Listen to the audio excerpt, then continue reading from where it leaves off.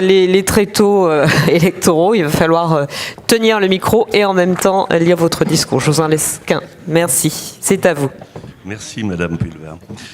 Donc, Monsieur le Président de l'Union nationale des huissiers, Maître Patrice Gras, Monsieur le Premier adjoint au maire de Bordeaux, chargé de la culture, de l'administration générale, de l'enseignement supérieur et de la recherche, Monsieur Fabien Robert, chers collègues, Madame la maire de Civrieux, vice-présidente des maires ruraux de l'Ain et vice-présidente de l'Association des maires ruraux de France, Madame Marie-Jeanne Béguet, chers collègues, Mesdames et messieurs les huissiers, chers maîtres, chers amis, parce que je vais certainement en retrouver quelques-uns ici. C'est un grand plaisir pour moi donc d'ouvrir ces 20e universités de l'Union nationale des huissiers de France. Je suis ravi que Gérard Collomb n'ait pas été disponible, ce qui me donne l'occasion d'être avec vous dans ce lieu, on l'a dit, prestigieux, que j'espère vous allez avoir le temps de découvrir, parce que l'Hôtel-Dieu, le nouvel Hôtel-Dieu aujourd'hui, a été inauguré il y a moins d'1 an, et donc c'est un bâtiment magnifique, et je vous invite notamment à aller voir le grand dôme de l'Hôtel-Dieu qui se trouve dans l'hôtel Intercontinental. Donc, pour revenir à notre sujet, je suis certain que ces rencontres annuelles constituent un moment important dans la vie de votre profession, comme d'ailleurs dans toutes ces professions que nous retrouvons d'ailleurs souvent à Lyon.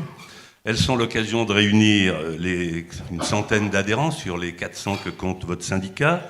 Pendant ces 2 jours, vous allez pouvoir rencontrer, échanger, partager vos expériences et vos bonnes pratiques. Elles représentent aussi, ces universités, un moment prospectif primordial durant lequel vous pourrez réfléchir ensemble aux évolutions de votre métier, à la manière de l'adapter au mieux aux grandes transformations de notre société. Je pense notamment au numérique, domaine sur lequel travaille l'Union nationale des huissiers de justice, en développant par exemple la digitalisation des transferts de dossiers. Si notre monde réel de plus en plus se dématérialise, l'affaiblissement du lien humain, bien sûr, en constitue une contrepartie. Face à cela, les huissiers de justice, de par les missions qu'ils exercent au quotidien, ont un rôle fondamental à jouer au service de la collectivité. Car à travers les 15 000 personnes que représente votre cœur de métier, 3 300 professionnels et 12 000 collaborateurs, dans tout le pays, vous demeurez une des professions juridiques proches, de proximité tout à l'heure, du dernier kilomètre, comme l'a dit une des intervenantes.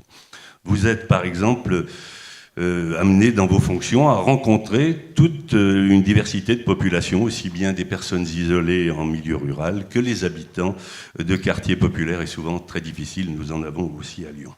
C'est ce maillage fin de l'ensemble de nos régions qui fait de vous des spécialistes parmi les plus à même de prendre le pouls de nos territoires.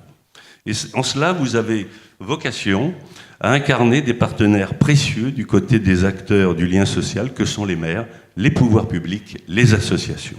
Vous pouvez les accompagner dans leurs fonctions en leur apportant non seulement votre expertise juridique et votre savoir-faire, mais encore votre expérience et votre ressenti de la réalité du terrain. Vous pouvez également les aider à rendre le droit et la justice plus accessibles au quotidien pour tous les administrés. En parallèle de ce rôle d'amortisseur social, comme vous aimez à le qualifier, cher Patrice Gras, je pense aussi bien au travail fondamental que vous réalisez dans le domaine économique.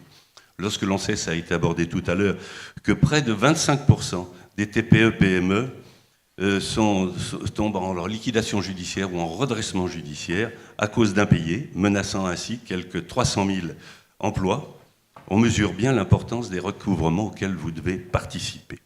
Votre mission s'inscrit d'ailleurs dans une prospective bien plus large que celle d'un simple exécutant, puisque vous vous intégrez dans un véritable parcours d'accompagnement dans lequel la médiation joue un rôle déterminant.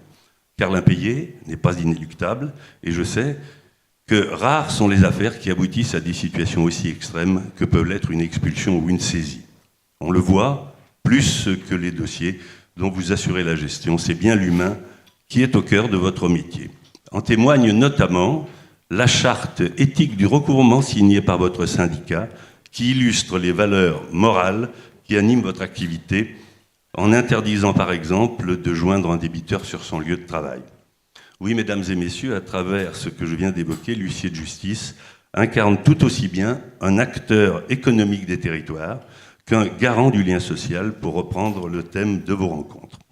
Je ne doute pas que les différents ateliers des conférences qui émailleront ces 2 jours seront extrêmement riches en échanges et en enseignements. Ils contribueront en tout cas à faire aller de l'avant cette noble profession qui verra d'ailleurs s'inscrire une nouvelle page de son histoire en 2022 lorsque les huissiers de justice et les commissaires priseurs fusionneront pour devenir les commissaires de justice. Je ne vous raconte pas l'inquiétude qui est celle des commissaires priseurs lyonnais qui voient arriver sur leur territoire de nouveaux intervenants que je défends. D'ailleurs, après ces propos quelque peu formels, je voulais vous dire ma satisfaction personnelle d'être avec vous.